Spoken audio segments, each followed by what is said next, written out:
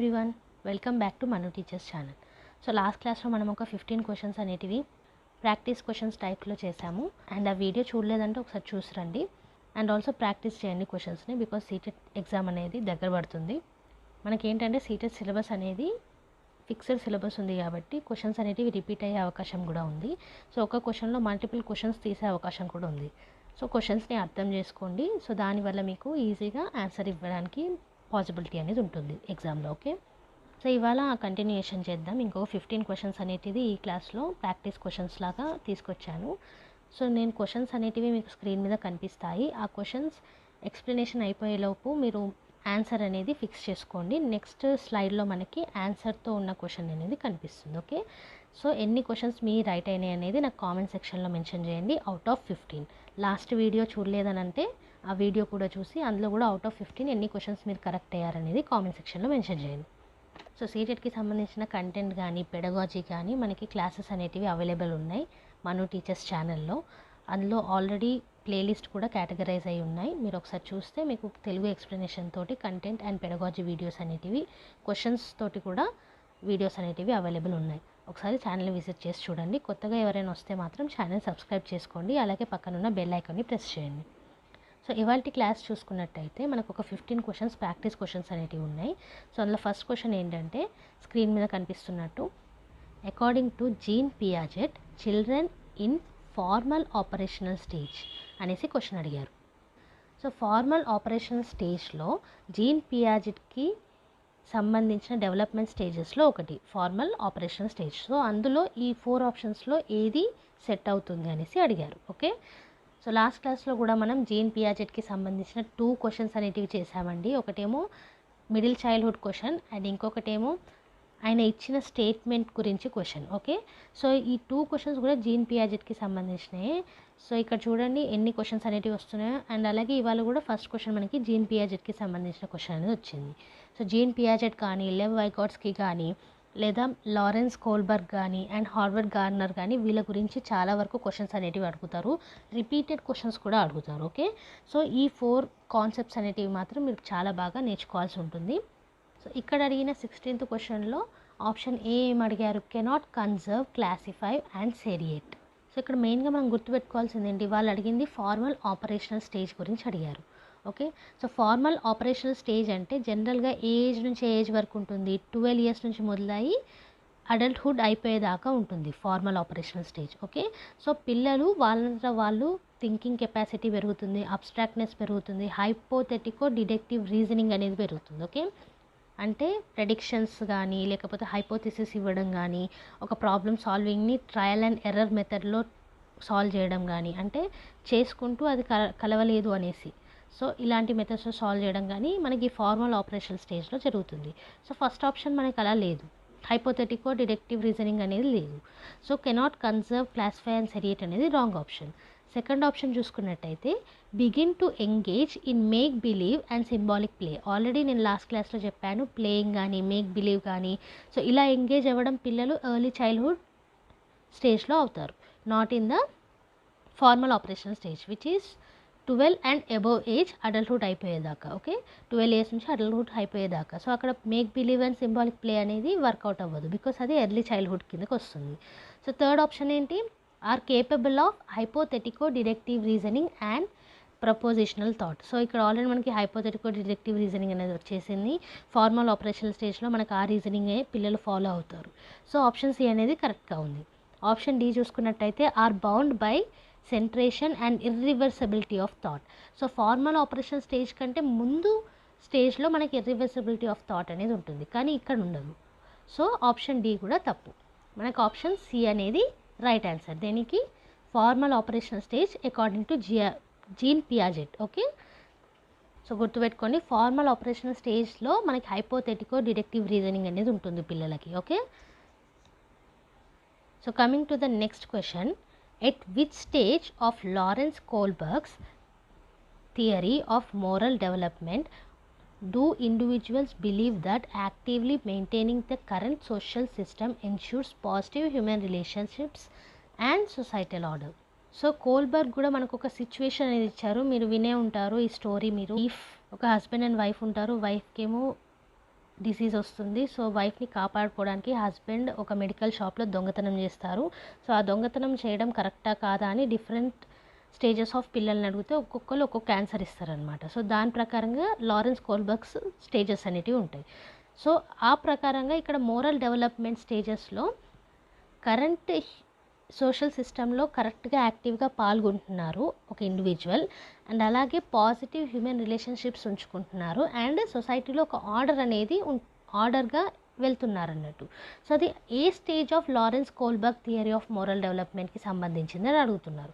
అంటే ఏం చేస్తున్నారు ఇక్కడ, యాజ్ పర్ సోషల్ లాస్ ఉంటున్నారు, సోషల్ సిస్టమ్ ఉంటున్నారు, పాజిటివ్ హ్యూమన్ రిలేషన్షిప్స్ మెయింటైన్ చేస్తున్నారు. అంటే ఇక్కడ as per law and justice ఉంటున్నారు. ఓకే, సో ఈ ఇచ్చిన ఆప్షన్స్లలో లా అండ్ జస్టిస్కి సంబంధించిన ఆప్షన్ ఏది ఉందో చూడండి, బికాస్ ఆ స్టేజ్కి సంబంధించిన విధంగానే ఇండివిజువల్ ఉంటున్నారు కాబట్టి in question. Okay, so option ఏలో ఏముంది, the instrumental purpose orientation. So instrumental purpose అంటే గివ్ అండ్ టేక్ పాలసీ, నువ్వు అది చేస్తే నాకు ఏమి ఇస్తావు, లేకపోతే నేను ఇది చేస్తాను నువ్వేం చేస్తావు నా కోసం అని స్టేజ్ అది. సో ఇక్కడ అది కాదు, సోషల్ ఆర్డర్ అనేది ఉంది. సో ఆప్షన్ ఏ కరెక్ట్ కాదు. Next option B, the universal ethical principle orientation. So లోకం ఏది కరెక్ట్ అంటే అలా అన్నట్టు.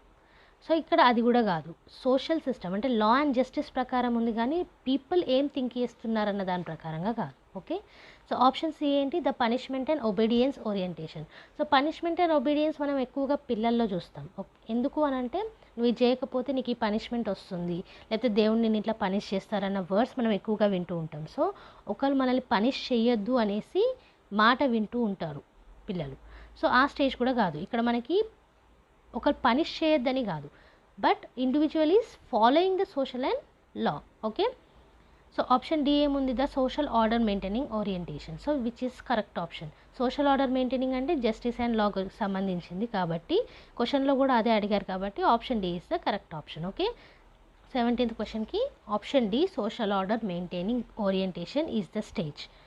దేనికి, moral development of Lawrence Kohlberg's theory. Okay, so different stages అనేటివి ఉంటాయి. ఒకసారి లారెన్స్ కోల్బర్గ్స్ థియరీ కూడా క్లియర్గా చూసుకోండి, చాలా క్వశ్చన్స్ అనేటివి రిపీట్ అవుతూ ఉంటాయి సీటెట్లో. Okay, so coming to the next question, 18th క్వశ్చన్లో మనం అడిగింది ఏంటి, during the period of childhood. So childhood పీరియడ్లో అంటే బాల్యావస్థలో డెవలప్మెంట్ అనేది ఎలా ఉంటుంది, consist only quantitative changes. So only quantitative changes ఉంటాయా, మనకి బాల్యంలో క్వాలిటేటివ్ చేంజెస్ కూడా అవుతూ ఉంటాయి కదా. So it is a wrong option. లేదా development is disorderly and disjointed, అది కానే కాదు. డెవలప్మెంట్ అనేది కంటిన్యూస్గా వెళ్తూ ఉంటుంది, డిస్జాయింటెడ్ కాదు. And so option B is wrong. Option C ఏంటి, is slow and cannot be measured. So development అనేది కొందరు స్లోగా అవుతారు, కొందరు ఫాస్ట్గా అవుతారు. మనం ఒక స్టేట్మెంట్ అనేది ఇవ్వలేము ఇట్ ఈజ్ స్లో అనేసి. అండ్ సో ఆప్షన్ సి తప్పు, బికాస్ ఫాస్ట్ డెవలప్మెంట్ అనేది లేదా స్లో డెవలప్మెంట్ అనేది ఉంటుందనేసి స్టేట్మెంట్ ఇవ్వలేము. కొందరిలో స్లో అవ్వచ్చు, కొందరిలో ఫాస్ట్ అవ్వచ్చు. అండ్ ఆప్షన్ డి ఏంటి, is multi layered and complex. Yes, this can be given because development అనేది డైవర్స్గా ఉంటుంది, కల్చరల్ డైవర్సిటీస్ తోటి కూడా. సో మల్టీ లేయర్డ్ ఉంటుంది అండ్ ఆల్సో కాంప్లెక్స్. డిఫరెంట్ ఆస్పెక్ట్స్లో చిల్డ్రన్ డెవలప్ అవుతారు, సోషల్లీ, ఫిజికల్లీ, కాగ్నిటివ్లీ అనేసి. ఓకే, సో అందుకే కాంప్లెక్స్ కూడా. సో డెవలప్మెంట్కి సంబంధించి ఏ ఆప్షన్స్ కరెక్ట్ ఉన్నాయి ఇందులో, ఆప్షన్ డి అనేది కరెక్ట్ ఉంది. బికాస్ ఆప్షన్ ఏలో క్వాలిటేటివ్ లేదు, సో ఆప్షన్ ఏ అనేది తప్పు. ఆప్షన్ బిలో ఆర్డర్ ఉంటుంది అండ్ జాయింటెడ్ ఉంటుంది డెవలప్మెంట్. ఇక్కడ టోటల్ ఆపోజిట్ ఇచ్చారు కాబట్టి ఆప్షన్ బి కూడా తప్పు. అండ్ ఆప్షన్ సిలో స్లో అండ్ ఫాస్ట్ ఏదన్నా అవ్వచ్చు, ఓన్లీ స్లో ఇచ్చారు కాబట్టి ఇక్కడ ఆప్షన్ తప్పు. సో ఆప్షన్ డి అనేది రైట్ ఆప్షన్ ఈ క్వశ్చన్కి. Okay, so coming to the next question, zone of proximal development. So దీన్నే ZPD అంటారు. సో మీకు పెడగాజీ వచ్చిన వాళ్ళకి ZPD అని చూడంగానే ఇది ఒక సైకలాజికల్ డెవలప్మెంట్ అనేది అర్థమైపోతుంది. Okay, zone of proximal development. So దాని ప్రకారంగా ఇచ్చిన స్టేట్మెంట్స్లో ఏది యాప్ట్ అనేసి అడుగుతున్నారు. సో ఫస్ట్ స్టేట్మెంట్ ఏంటి, the process where two individuals who begin with different understandings arrive at a shared understanding. So zone proximal development అంటే టూ ఇండివిజువల్స్ మధ్యలో ఈ షేరింగ్ ఆఫ్ అండర్స్టాండింగ్ గురించి కాదు. సో ఆప్షన్ ఏ అనేది తప్పు. ఆప్షన్ బి ఏమి ఇచ్చారు, the process in which children learn to perform task as set by elder members in a society. So zone proximal, so ZPD అంటే ఇమీడియట్గా వచ్చే psychological development. Okay, most immediate psychological development. ఇక్కడ మనకి elders చెప్పిన దాని ప్రకారం పిల్లలు పర్ఫార్మింగ్ టాస్క్స్ అని ఇచ్చారు. సో అది కూడా తప్పు అవుతుంది. టాస్క్ అనేది మనకి ఫిజికల్ డెవలప్మెంట్ కిందకు వస్తుంది కాబట్టి. ఓకే, సో ఆప్షన్ సి ఏంటి, the area between a child's current level of independent performance and the level of performance that the child could achieve with help of adults and more skilled peers. So ఇది correct అవ్వచ్చు, ఎందుకంటే most immediate psychological development and ఇక్కడ peers కూడా involve అయి ఉన్నారు కాబట్టి psychological development అనేది ఉంటుంది.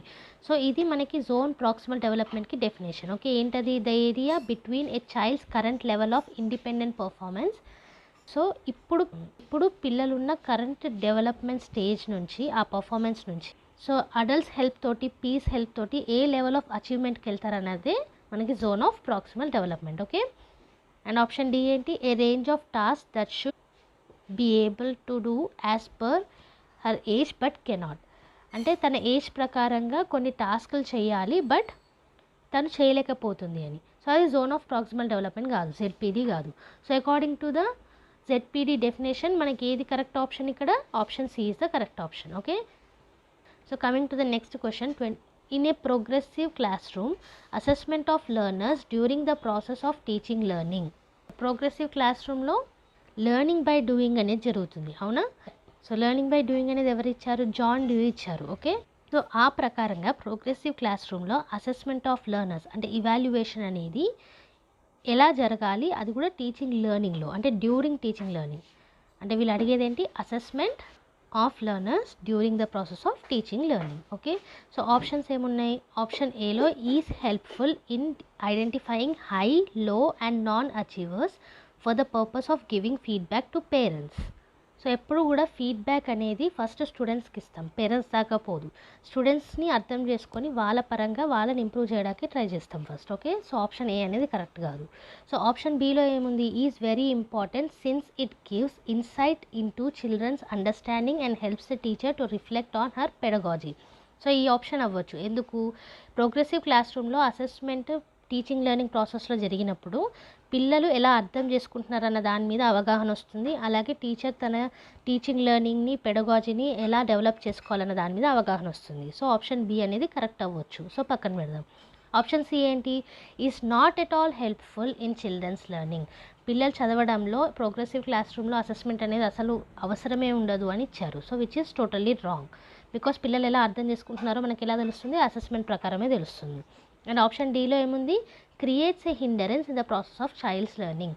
సో పిల్లలు చదివేయడానికి అదొక అడ్డు అవుతుంది అసెస్మెంట్ అనేది ఫోర్త్ ఆప్షన్లో ఇచ్చారు, విచ్ ఈస్ టోటలీ రాంగ్. ఎందుకు, క్లాస్ రూమ్లో ఎప్పుడు నిరంతర అసెస్మెంట్ అనేది జరుగుతూ ఉండాలి. Okay, so according to the progressive class room assessment which option is correct, ఇక్కడ option B is the correct option. Okay, ఈ క్వశ్చన్కి option B is the correct option.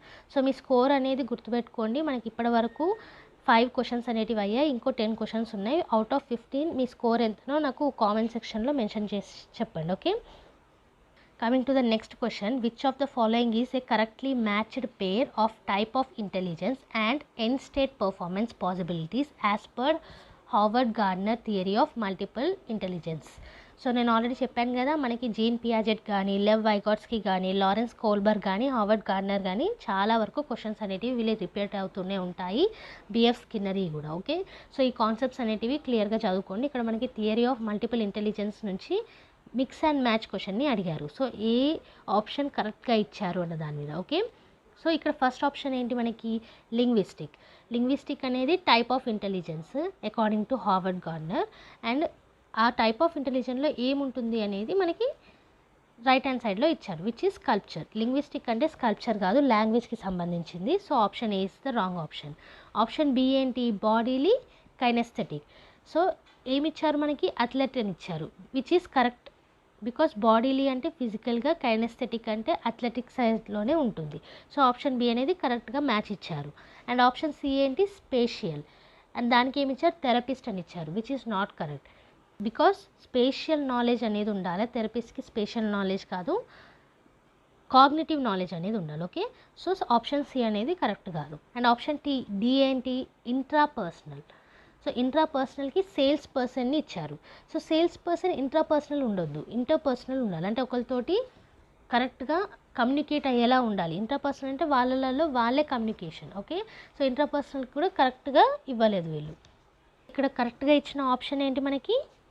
Option B, bodily kinesthetic. So sports persons కానీ athletics కానీ bodily kinesthetic types of ఇంటెలిజెన్స్లోకి వస్తారు. Okay, so option B అనేది ఈ క్వశ్చన్కి correct option. So coming to the next question, మళ్ళీ మనకి ఇక్కడ లెవ్ వైగాట్స్కీ గురించి క్వశ్చన్ అనేది అడిగారు. సో ఈ కాన్సెప్ట్స్ అనేటివి చాలా బాగా నేర్చుకోండి. అకార్డింగ్ టు లెవ్ వైగాట్స్కీ ఇచ్చిన ఆప్షన్స్లో ఏది correct? Children's cognitive development occurs in stages. So అది జీన్ పియాజెట్ చెప్పారు, లెవ్ వైగాట్స్కీ కాదు. సో కాగ్నిటివ్ డెవలప్మెంట్ స్టేజెస్ అనేది జీన్ పియాజెట్ ఇచ్చారు, సో అది కరెక్ట్ కాదు. అండ్ ఆప్షన్ బి ఏంటి? Maturation of schemas leads to cognitive development in children. So schemas గురించి కూడా మనకి జీన్ పియాజెట్ ఇచ్చారు, లెవ్ వైగాట్స్కీ కాదు. సో ఆప్షన్ బి కూడా తప్పు. అండ్ ఆప్షన్ సి ఏంటి? Language plays an important role in cognitive development of children. So option C అనేది correct అవ్వచ్చు. ఎందుకంటే లెవ్ వైగాట్స్కీ ప్రకారం ఫస్ట్ లాంగ్వేజ్ వస్తుంది, తర్వాత డెవలప్మెంట్ అండ్ థాట్ వస్తుంది. Okay, so development and thought అనేది లాంగ్వేజ్ మీద డిపెండ్ అయి ఉంటుందని లెవ్ వైగాట్స్కీ చెప్పారు. కాబట్టి ఇక్కడ language plays an important role in cognitive development of children, which is correct option. Okay, and option D ఏంటి? Children learn language through a language acquisition device. So LAD నుంచి language అనేది పిల్లలు నేర్చుకుంటారనేది మనకి నామ్ Chomsky ఇచ్చారు, లెవ్ Vygotsky కాదు. నామ్ Chomsky మనకి English పెడగాజీలో వస్తుంది. నామ్ Chomsky గురించి ఎల్ఏడి అనే ఒక డివైస్ మనకి బ్రెయిన్లో ఉందనేసి ఆయన చెప్పారు, లెవ్ వైగాట్స్కీ కాదు. సో ఇక్కడ మనకి ఆప్షన్ ఏ ఏమో జీన్ పియాజెట్ చెప్పారు, బి కూడా జీన్ పియాజెట్కి చెప్పారు, అలాగే ఆప్షన్ డి నామ్ చామ్స్కీ చెప్పారు. లెవ్ వైగాట్స్కీ ప్రకారం లాంగ్వేజ్ అనేది డెవలప్మెంట్ కంటే ముందు వస్తుంది. సో ఆప్షన్ సి అనేది కరెక్ట్ ఆప్షన్.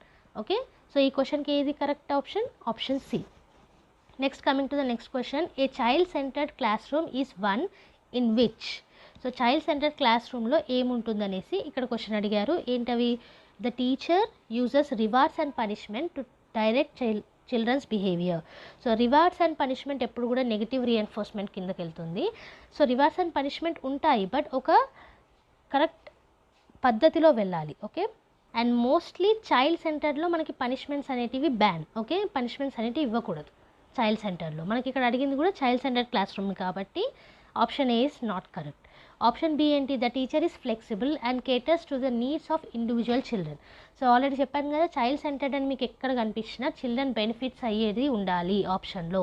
సో చిల్డ్రన్ ఎక్కడ బెనిఫిట్ అవుతున్నారు? ఇక్కడ ఆప్షన్ బిలో బెనిఫిట్ అవుతున్నారు. బికాస్ టీచర్ ఫ్లెక్సిబుల్ ఉండాలి చిల్డ్రన్కి తగ్గట్టు అండ్ చిల్డ్రన్ నీడ్స్కి తగ్గట్టు. So which is children benefit option. Okay, and option C ఏంటి? The teacher uses the text book as the only source of knowledge. So నిన్నటి క్లాస్లో కూడా చెప్పాను, టెక్స్ట్ బుక్స్ అనేది ఓన్లీ సోర్స్ ఆఫ్ నాలెడ్జ్ కాదు, one of the teaching source. Okay, only source అయితే కాదు. So option C కూడా తప్పు. అండ్ ఆప్షన్ డి ఏముంది? The teacher segregates the children based on their abilities. ఎప్పుడు కూడా సెగ్రిగేషన్ అనేది క్లాస్ రూమ్లో ఉండకూడదు, అది కూడా ఎస్పెషల్లీ చైల్డ్ సెంటర్డ్ క్లాస్ రూమ్లో. ఎప్పుడు కూడా ఇంక్లూజివ్ ఎడ్యుకేషన్ అనేది జరుగుతుంది. Okay, not segregation. So option D కూడా తప్పు. So according to the child centred class room which option is correct? ఈ క్వశ్చన్లో ఆప్షన్ బి, టీచర్ ఫ్లెక్సిబుల్ ఉండాలి అండ్ పిల్లల నీడ్స్ ప్రకారంగా ఉండాలి. సో ఈ క్వశ్చన్కి option B is the correct option. Coming to the next question, according to which theorist cultural tools play an important role in cognitive development of children. So cognitive development of children language important role play చేసేది ఎవరు? లెవ్ Vygotsky చెప్పారు. కానీ ఇక్కడ అడిగింది ఏంటి? Cultural tools గురించి అడిగారు. Okay, so ఈ క్వశ్చన్లో ఏమడిగారు? కల్చరల్ టూల్స్ అనేటివి కాగ్నిటివ్ డెవలప్మెంట్ ఆఫ్ చిల్డ్రన్లో ఇంపార్టెంట్ రోల్ ప్లే చేస్తుందని ఏ థియరీస్ చెప్పారని అడిగారు. ఆప్షన్స్ ఏమి ఇచ్చారు మనకి? Albert Bandura, B F Skinner, Lev Vygotsky and Jean Piaget. Okay, so Jean Piaget ప్రకారం మనకి ఫస్ట్ డెవలప్మెంట్ అవుతుంది, ఆ తర్వాత మిగతా వస్తాయి.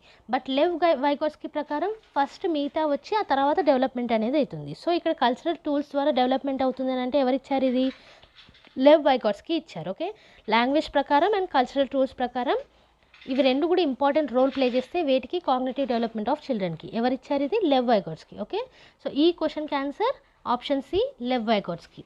So coming to the next question, an effective classroom strategy to reduce gender stereotyping and broadening development possibilities for all sexes is.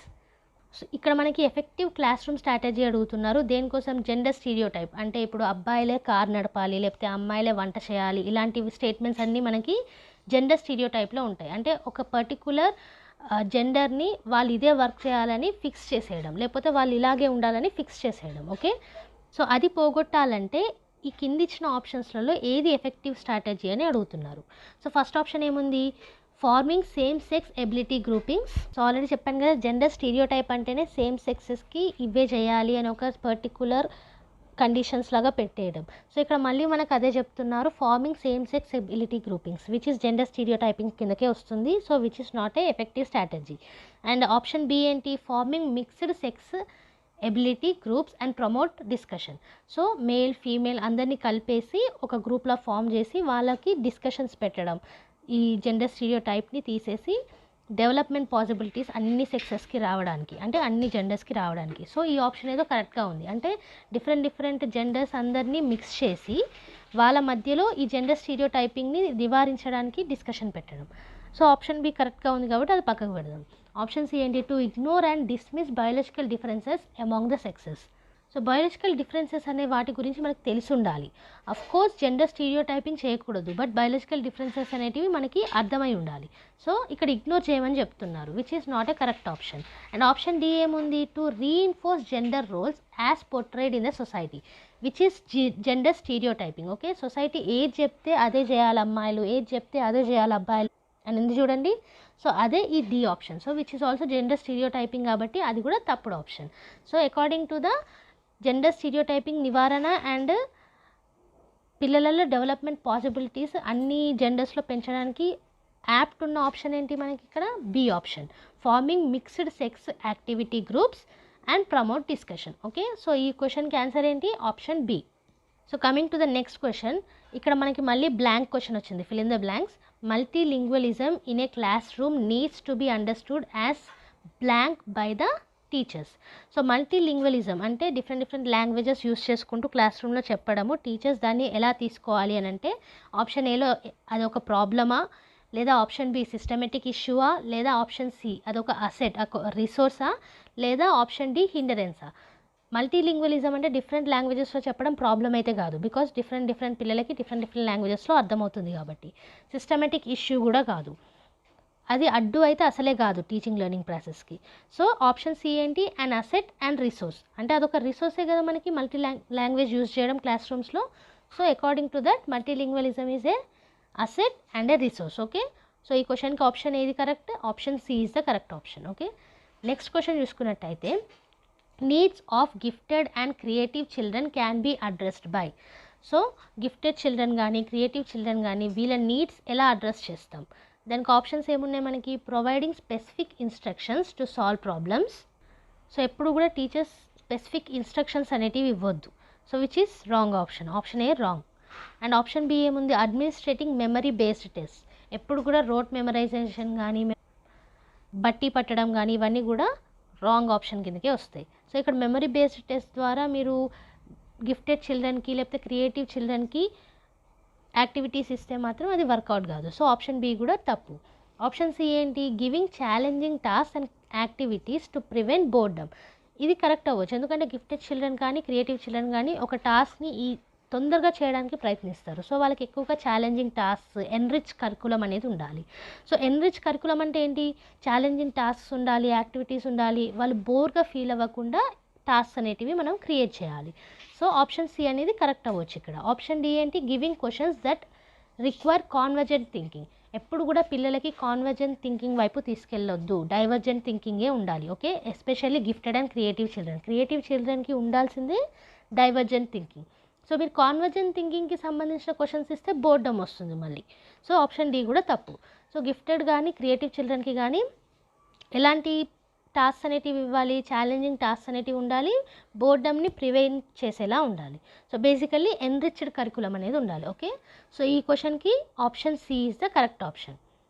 So coming to the next question, children with dyslexia can be identified by.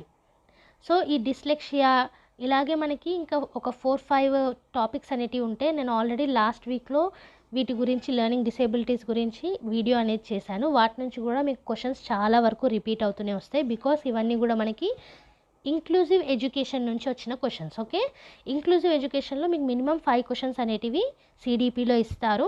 So inclusive ఎడ్యుకేషన్స్లో ఈ gifted question కూడా inclusive నుంచే వచ్చింది. ఇప్పుడు dyslexia question కూడా. Okay, so ఇక్కడ ఏమడిగారు, dyslexia అన్న వర్డ్ని ఎలా define చేయగలుగుతాం, ఎలా ఐడెంటిఫై చేయగలుగుతామో ఇచ్చారు. ఓకే, సో ఇది ఒక లెర్నింగ్ డిసేబిలిటీ డిస్లెక్సియా అనేది.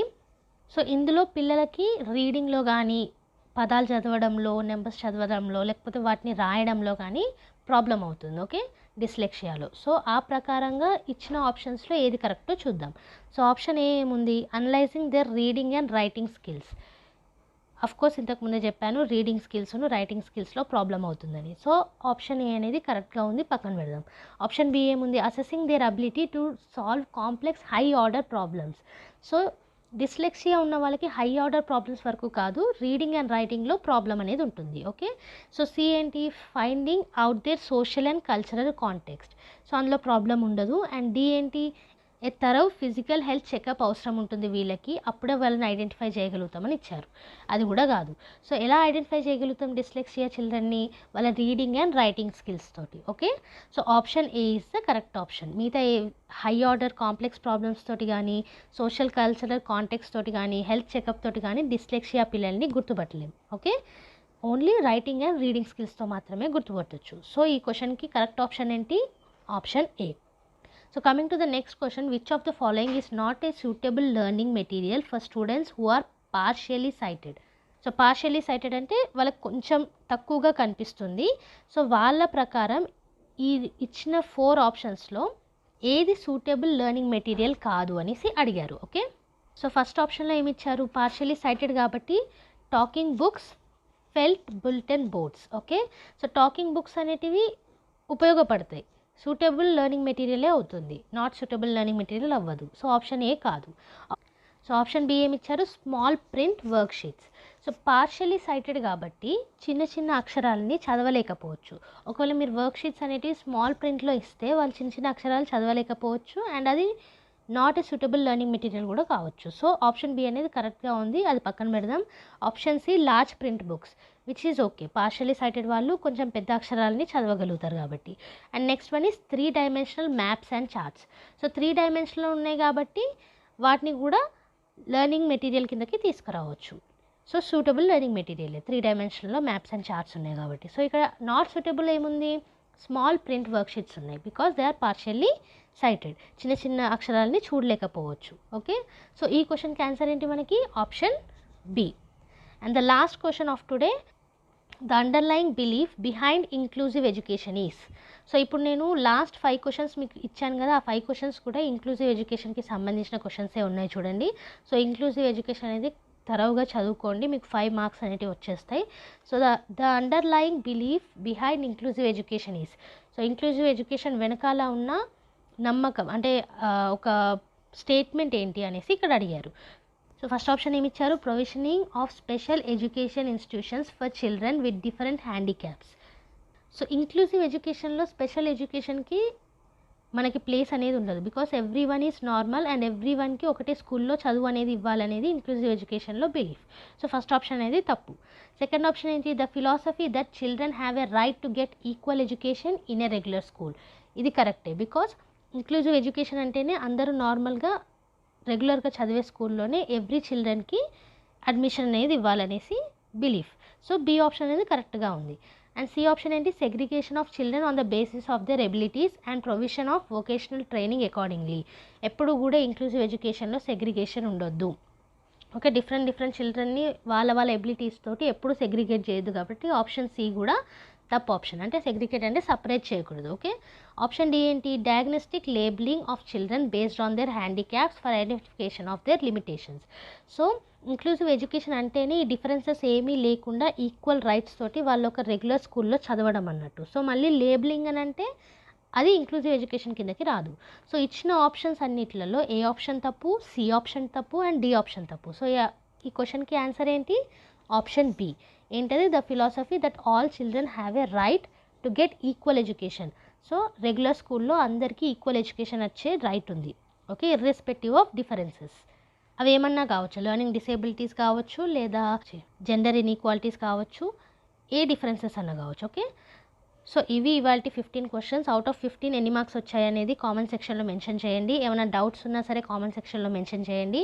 వీడియో అర్థం కాకపోతే ఎక్కడన్నా స్ట్రక్ అవుతే ఒకసారి వీడియో మళ్ళీ చూడండి, మీకు ఎక్స్ప్లెనేషన్ అనేది అర్థమవుతుంది. ఈ వీడియో నచ్చినట్టయితే లైక్ చేయండి, షేర్ చేయండి.